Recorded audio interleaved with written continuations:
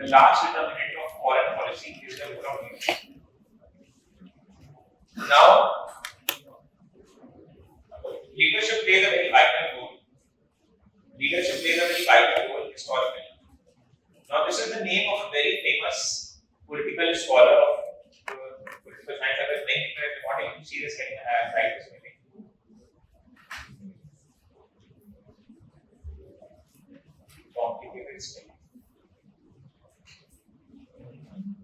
Thucydides. Thucydides. Thucydides. So leadership plays a very vital role since historically. In fact, it was Thucydides who for the first time said, it was Thucydides who gave the importance of leaders in making a foreign policy. So what did Thucydides say? There were two rulers. One was Pericles. This is about Athens. This is about Athens. There was a ruler named Pericles who actually led to victory of Athens across multiple wars, including the Peloponnesian War. No need to write about Peloponnesian War. So Thucydides wrote a book named as the History of Peloponnesian War, in which he wrote that Athens and Sparta fought a war. Athens led by Pericles made a victory. However, the successors of Athens, the successors of Pericles, led to multiple military adventurism and led to the disintegration of Athens. So, in a way, what Thucydides is trying to say is that the role of a leader is very important in the stability of a state. If a state has a leader like Pericles, he led to the unification of Athens. But if a state had a leader like his successors, that led to disintegration of Athens. Similarly, this is similar to what the prince had stated, what Machiavelli had stated in the prince. That the prince has to rule with an iron rod, where the prince takes adventurism, does not focus on church, separates ethics from politics, considers politics as a bad tradition, considers the prince as having qualities of both fox and a lion. Why? Because the prince has to be a leader. Whereas a prince does not have the qualities, that will lead to the disintegration of the state. So what it means is that leadership plays a very vital role in the foreign policy. Now let's apply it in the modern context. Machiavelli we discussed. The first is Gorbachev. Anyone has heard about Gorbachev? Anyone? Gorbachev. We had Gorbachev. Has anyone heard about this guy?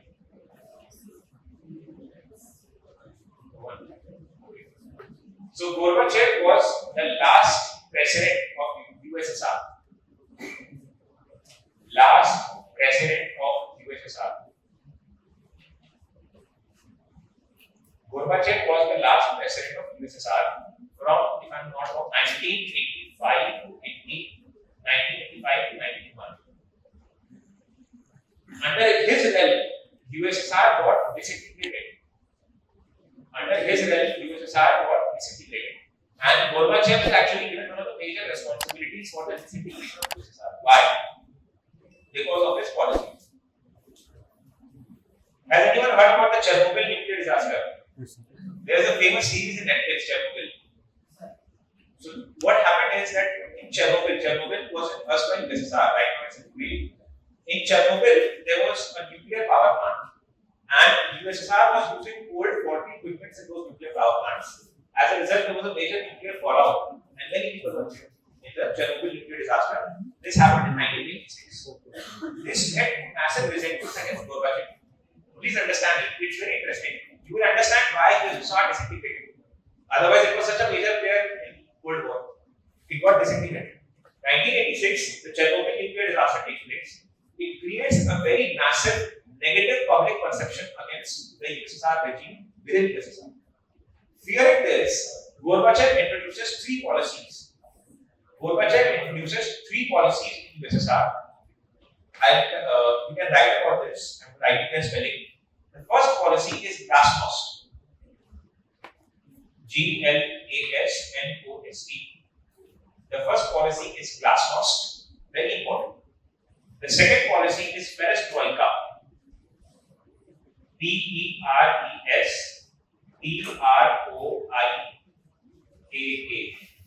Perestroika.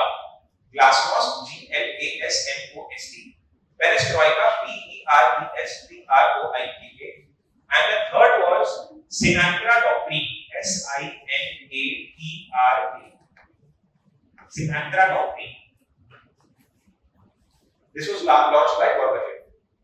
What was Glasnost? Right now, Glasnost promoted market competitiveness in USSR, free competition and open markets. Perestroika led to political freedoms in USSR, freedom of speech and expression, right of press. So Glasnost promoted market competitiveness and free competition. Perestroika promoted political freedom like freedom of speech and expression and right of press. And Sinatra doctrine was actually, there was a famous US singer, Frank Sinatra. He sang a famous song, I Will, I Will. So Gorbachev was inspired from that song and therefore he came up with the Sinatra doctrine. What happened was that USSR was actually not one state. USSR was a combination of multiple satellite states. So current Poland, the Romania, the Croatia, these all were part of USSR. He gave more freedom to the satellite states as part of the Sinatra doctrine. Sinatra doctrine espoused greater freedom to satellite states. So Glasnost was about market competitiveness, open competition. Perestroika was about political freedom of right to press, freedom of speech and expression. And Sinatra doctrine was about greater freedom to satellite states. He felt that by giving these greater freedoms, he would contain the massive negative public perception against USSR. But on contrary, what happened? Each of the satellite states declared independence. Massive public protest against Gorbachev, the USSR came up. So there's a very famous quote that says that empires come down not when they are weak. Empires come down when they bring reforms. He brought reforms, 3 reforms, good reforms, but Glasnost, Perestroika, Sinatra doctrine, and entire USSR, entire empire came down like a pack of cards. That is why any country you see is very rigid to bringing reforms. India brought economic reforms in 1991 after so much of struggles. When we were actually shoved us to the back, we had no option but to bring reforms. That is why we did reforms. Because the bureaucrats are very scared that any reform can lead to the downfall of the state. And we don't want that. So the point is bringing reforms is very controversial. Gorbachev tried to bring reforms and the entire USSR failed. So this was the role of Gorbachev. See how important role the leader plays in the foreign policy.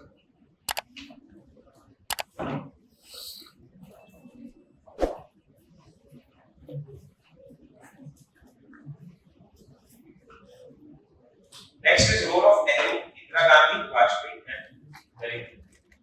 Now, if you see, each of these leaders had their own personalities, and each of these leaders took their personalities in the formulation of India's foreign policy. Jawaharlal Nehru was a very idealistic prime minister. He brought the idea of non-alignment, the idea of Manshi. Indira Gandhi was a very pragmatic prime minister. She brought the idea of the treaty of peace, friendship, and cooperation with USSR we discussed. That led to her 1971 war. She also inculcated Sikkim into part of India. She was a very pragmatic, realist prime minister. Vajpayee was a very friendly prime minister. He tried to maintain talks with Pakistan. He also developed close ties with the United States. Vajpayee also led the nuclear testing. And Narendra Modi has re-exerted India at the global stage through its foreign policy. Narendra Modi government essentially talks about the coming back of India on the global stage. The idea of India becoming a Vishwa Guru, where India is not just it's actually the root maker in the global stage. So that is the role of our Prime Minister. Now next is role of Donald Trump. The role of Donald Trump. Now Donald Trump has won the election. The news has already come by. So now you will see the change in US policy. There will be increase in tariffs. Now this is what I am brainstorming. Firstly, there will be increase in tariffs. He would increase custom duties, barriers for the goods that are coming inside the United States. Now, India experiences a very good trade surplus with the US. So, there would be a setback to that. So, Indian businesses would get affected. There would be a greater setback to immigrants. You know, a lot of people used to visit the United States for educational and economic purposes. Donald Trump would push back to that, especially illegal immigrants as well as techie immigrants for H-1B visas. Thirdly, there would be complete rise of in US. There is a plausible fear of rise of white supremacism, which means that the minorities like the blacks or other minorities might get affected in the social media. This is the impact of Donald Trump. And Donald Trump also has said that he would not fund the Ukraine or supply weapons to Ukraine in the Russia-Ukraine war. In fact, Donald Trump has promised that he would end the war as soon as he entered office. So, the only thing to end the war is not supplying Ukraine with defense material, and the war would come to an end, but that would have very serious consequences on European security. Therefore, Donald Trump would upend the global order by preventing actually the international two-space order that the United States itself had created. But Donald Trump is also said to be very tight and very hard on China, and therefore it is expected that he might try to build closer relationship with India. What would happen in future? So, and just to summarize Modi doctrine, I have written some points for it. You can write this down. This is very important. Like mainstream is very important. Shift in Modi doctrine, I will dictate this. From dogmas of Delhi, this was the speech of the External Affairs Minister. From dogmas of Delhi to cusp of change. From dogmas of Delhi, DOGMAS, dogmas of Delhi to cusp of change. External Affairs Minister Jasmine had said. What are the various features of the Modi doctrine? Number one, multi-alignment with greater powers. Multi-alignment with greater powers.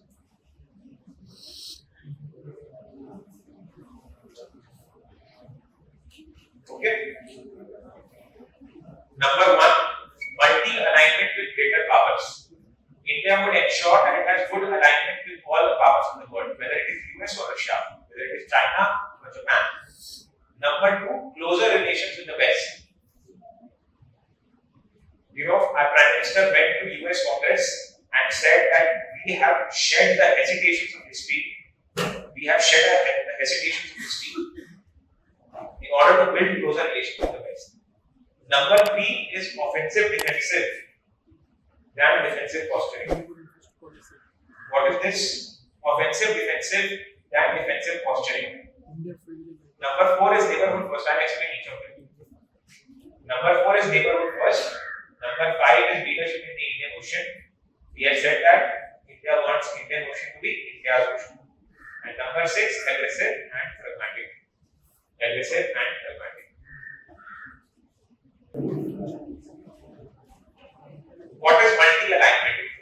Multi-alignment means that if in world order there is block formation, which means that there are two blocks, one led by US, other led by China. India would not follow any one block. On contrary to that, India would follow alignment with all the great powers. This is called as multi-alignment. Second is closer relations with the West. Closer relations with the West. Why? Because our trade is with the West. Our technology imports are from the West. Our investments are coming from the West. Therefore, closer relations with the West is an imperative. Third is offensive, defensive, and defensive posturing. Now, what is this? This is also known as Doval doctrine, that is dropped in bracket. Doval doctrine. You know who Doval is? Ajit Doval. Everyone knows who Ajit Doval is. Ajit Agrawal. He is the National Security Advisor of India. He is one of the senior most IPS officers in Uttarakhand cadre, and he is one of the most pioneering personalities.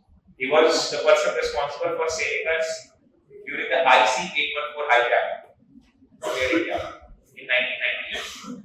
He is also a close personal of our Prime Minister, and he is a phenomenal figure. He is one of the senior most police officers in the country. He is the current National Security Advisor. In fact, there are stories of Ajit Doval will have to tell you something. He also remained a spy. He's also considered to be India's James Bond. He remained in Pakistan for 6-7 years. So there are certain stories associated with him that I will tell you someday. Not today because we don't have time. But he gave this offensive, defensive, and defensive posturing. What is this? Take 2 examples. 26/11. 26/11 happened in 2008. Mumbai was attacked by Machiavelli. The Indian response was defensive. India undertook covert methods to eliminate Machiavelli terrorists. At the same time, India used other countries and built an international consensus to isolate Pakistan. This is a defensive method. India did not directly attack Pakistan, though there were demonstrations.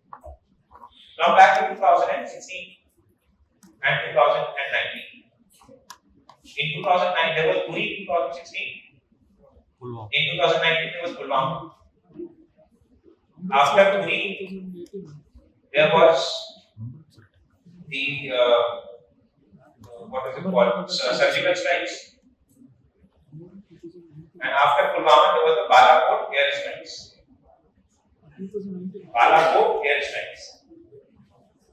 This was actually brainchild of Ajit Doval. After Puri in 2016, forgive me for my handwriting, I read it. After 2016, when Puri was attacked, India undertook surgical strike inside Pakistan. That was PM's statement to her महफूज के बारे में. You would go inside the homes and you would kill. And after 2019, there was Pulwama. CRPF jawans were killed, and India responded to Balakot airstrikes. So India shut down its defensive posturing. Instead of using only defensive methods, India used offensive methods to defend itself. So there is a quotation by a famous scholar, Professor John Mearsheimer, who write it, I'll tell you in future. Offense is the best defense. If you want to protect yourself, attack. If a country wants to protect itself, attack. Offense is the best defense. This is what India did in this case. Instead of remaining silent, India attacked and created a new layer of deterrence. If you attack me, I will not sit silent. If you attack me, I will not sit silent. I will directly attack you back. This is called as offensive defensive. We are defending ourselves through offensive methods. This is called as offensive defensive. This is a very important part of Modi doctrine, Modi's foreign policy, led by Shri Ajit Doval.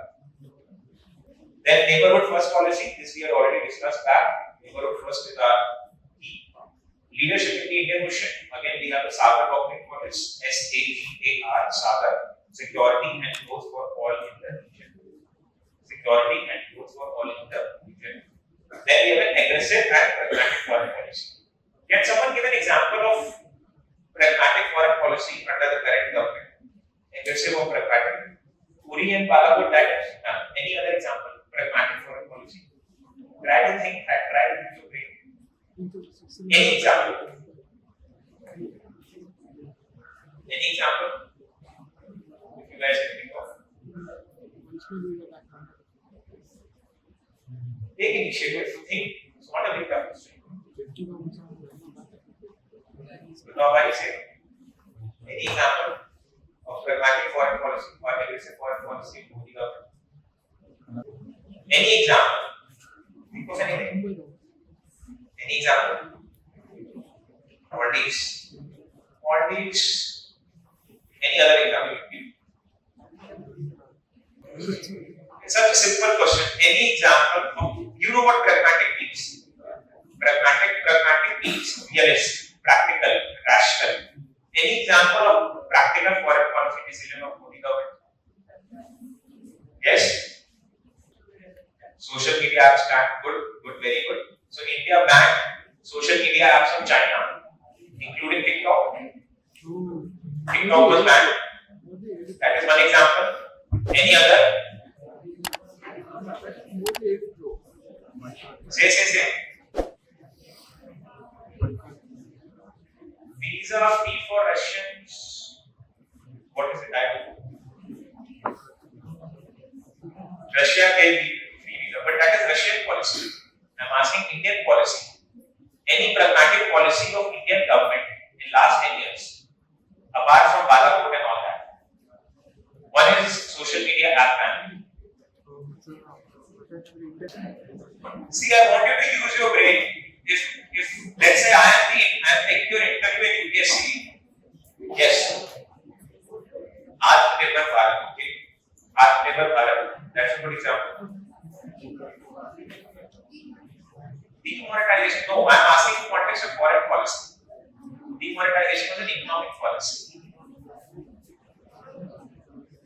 I think India introduced economic corridor. That can be one correct example. Yes. Loud.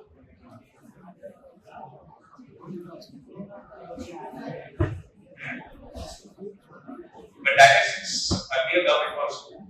What did the present government do for that? Very good. Very good. Indigenous development of Indian military equipments. Indian military hardware. Atmanirbhar Bharat, same thing. Atmanirbhar Bharat. So Atmanirbhar Bharat, we are not just promoting manufacturing in our own country so that our trade deficit reduces, but we are also promoting indigenous development of our defense equipment. We are heavily dependent on defense equipment. 60% of our defense equipments are imported from Russia. Imagine 60%. Now we are promoting indigenous development of our defense manufacturing within our country through startups and through Atmanirbhar Bharat. But one of the biggest example is India allowing the import of Russian oil. This is such an easy example. If you can purchase petrol at the rate at which you're purchasing today, 100 rupees or whatever it is, because India allowed the purchase of Russian oil even after US sanctions. Had India not done that, and had India allowed imposition of US sanctions, today the situation would have been extremely different. There would have been very high inflation in India, just like it's in the West. One of the reasons why Donald Trump is coming to power is that there is very high rates of inflation in US. Okay, so that was a very pragmatic decision. The contestation with China attacked us. China led to a standoff in borders in Galwan in 2020. India did not back down. India led a massive military build-up across the Galwan Valley, across the entire sector north. That was such a pragmatic decision. The ban on the social media apps that one of the students stated, again, that was very pragmatic. Atmanirbhar Bharat, again, is a very pragmatic step. Quad, formation of Quad, and Indian contribution to it is a very pragmatic step. Formation of Quad. So these are the core components of Modi doctrine. If there is a question, you can directly write it. 1, 2, 3, 4, 5, 6. Okay?